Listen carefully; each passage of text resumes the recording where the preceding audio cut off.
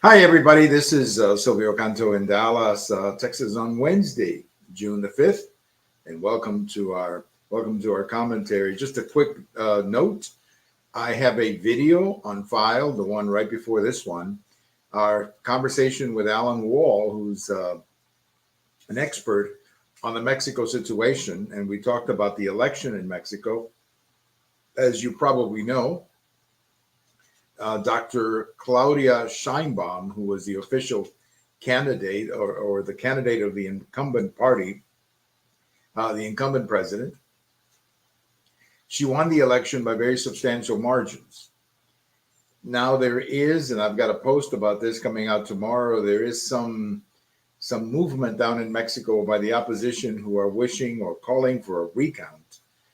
They feel that there may have been some hanky-panky in some of the precincts. I don't really have any evidence of that other than what they're saying. I mean, the margin was so big. You're talking about margins of 25 to 30 points. I mean, it's going to be pretty difficult to prove fraud in a case like that. But I think what the opposition is saying is that they accept the defeat. They just don't think it was by those numbers. So I think this is an ongoing story and something that we'll talk about more as the days go by. But I think a lot of people were surprised by the size of the margin. Again, between 25 and 30 points. Even me, who was not there, felt that it would be a little bit closer than that, maybe within 10 points. But when you're talking 25 points, that is a huge victory. And I think there may be some reason to review some of these accusations. But again, right now, there's nothing more than just the accusation. So keep an eye on that story. It could be developing more and more over the next few days. I also have a post over at the American Thinker today. You can check it out at the website, americanthinker.com, or you can also pick it up on my blog or on Twitter if you're watching me on Twitter. And it's a story about the Washington Post. You may have heard that there was a little shakeup at the Washington Post. They're losing a lot of money. And the new management came in basically saying, hey, folks, nobody's reading this. So we got to make some changes. And, the same thing is happening over at CNN. Nobody's watching that.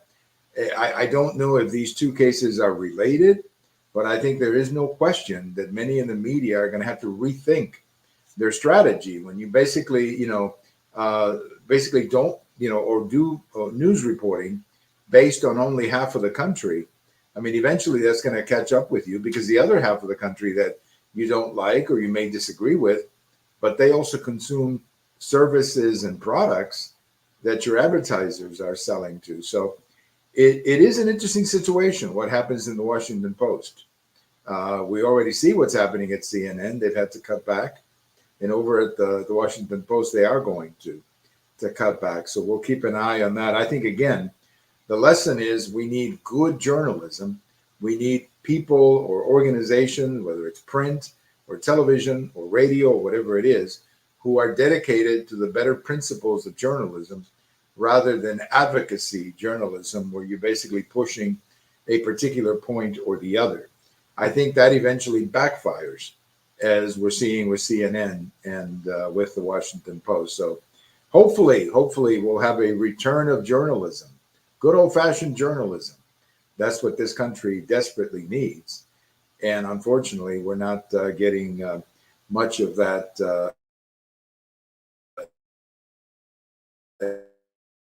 at all. About and the big challenge in Mexico right now is basically, what was the size of the victory a correct number?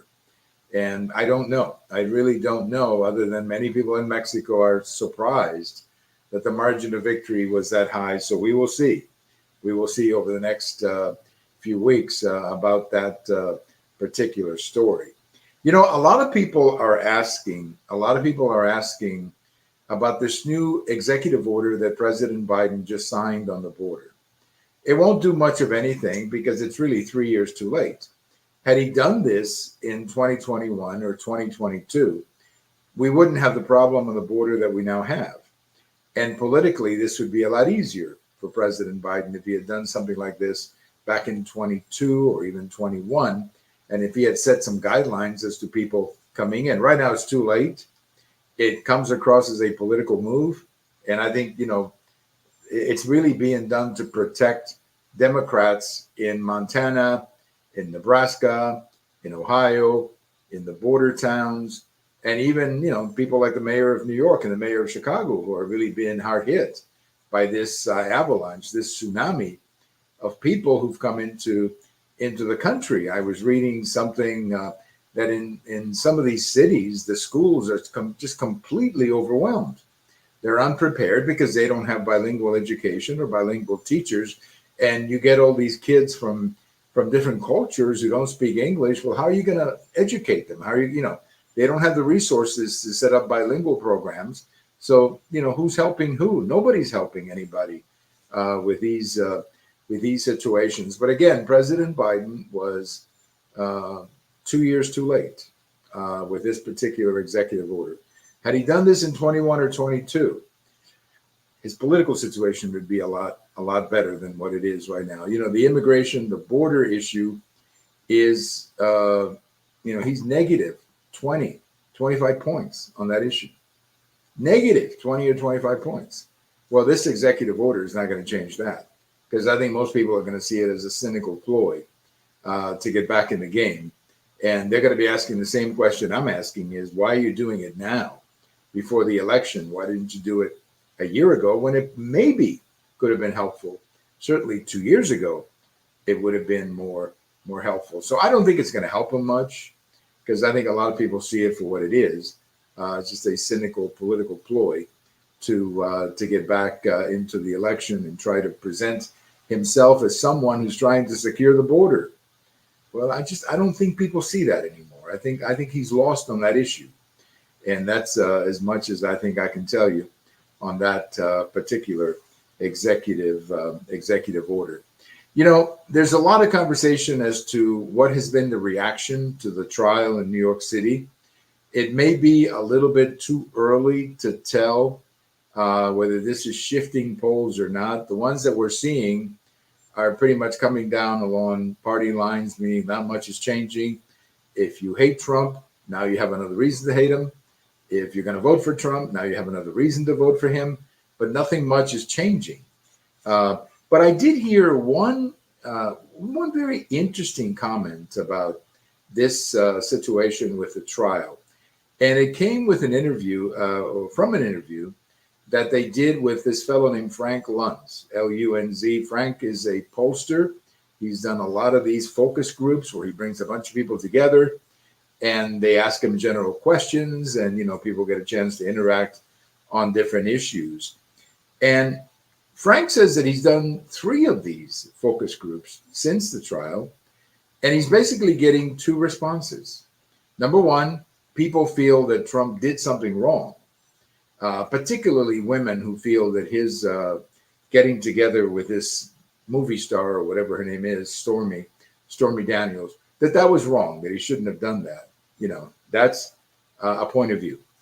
But to counter that, most people are saying, we think that he did something wrong, but the conviction here is way out of proportion with the crime. The punishment is way out of proportion with the crime, that they don't think that this case should have ever gone to trial, that this case should have been settled outside of the court, or it should have been settled like most of these cases are settled, with some kind of a fine or some kind of a document or whatever that you sign, and you pay a fine and you move on.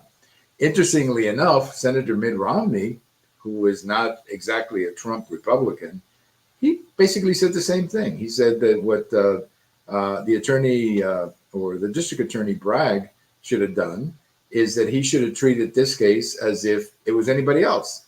Meaning, if this had been somebody other than Donald Trump, this would have been settled with a document and maybe you pay a fine, and that's the end of it. But Mr. Romney said that the DA Bragg, in this case, decided to politicize the trial. And in doing so, he's made things worse for the country. He may have gotten the conviction that they were looking for, meaning the convicted felon title that they were looking for, but he has probably exposed himself to being reversed in appeal and also the judge the same. And he's also, divided the country even more than we are. We were divided before the trial, and we're divided now 100 times more since the trial. This is a very divided country. And a trial of this nature is not going to bring us together or bring people to the middle. So, as I said before, if you hate Trump, then you want to see him hanging from a tree. But if you're going to vote for Trump, like I plan to, then you're going to find yourself in a situation where you don't see here that the crime and the punishment have any sense of proportion. Taking somebody to a criminal trial in the situation that Trump was put in, where you had a judge who was basically on one side of the aisle, that is not what the American people want in their justice system. And I think that's hopefully by now, Democrats are starting to realize that this whole campaign against Trump is not working the way they thought it was going to work. So honestly, what we need is a Democrat, grown up in the Democrat Party, who basically calls everybody in and says, hey, folks, this is not working. Let's drop this garbage and talk about things that really matter to people. Lots of important things that people want to hear about, but having more of an obsession, this 24/7 obsession that the Democrats have with Trump, that's not working. It's not working. It's not working politically. And I think it's time for the Democrats to realize that, or otherwise, frankly, they're going to lose the presidency and probably a few other things as well. Well, today, 20 years ago today, we learned back in 2004, we learned that President Reagan had passed away. Now, if you followed Reagan's career as I have, or as I did, you know that he had been very ill for the last 2 or 3 months. He was suffering from dementia, really, I guess that's what they call it. And he was not it was a very difficult situation for First Lady Nancy Reagan and his family. But he died 20 years ago, President Reagan. He was 93, I believe, when he passed away. I think that's what he was. And he had been living in California most of the time, where they had the library out there. But, for many of us, of course, the passing of Ronald Reagan was a very important moment, because so many of us came into politics or began to follow politics because of the Reagan Revolution. I still have my Reagan 76 bumper sticker somewhere around here. And that was kind of the moment when many of us got involved in the conservative movement because of President Reagan. So we remember him today. And I'm telling you something, one last thing about President Reagan. If you want to watch his speech, the speech that he gave 40 years ago, that would have been 1984, when he went to D-Day, or the ceremonies at D-Day, and that speech that he gave, remembering D-Day in 1984, that is one of the greatest presidential speeches ever delivered.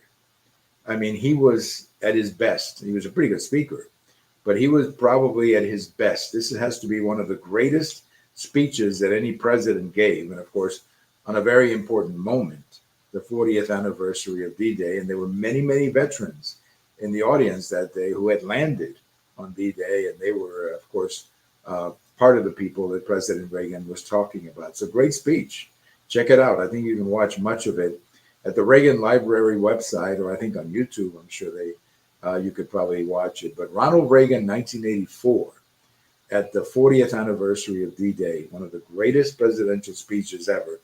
So we remember today President Reagan, who passed away on this day 20 years ago. Thank you for listening. This is Silvio Canto in Dallas, and we will talk to you later. Bye-bye, everybody.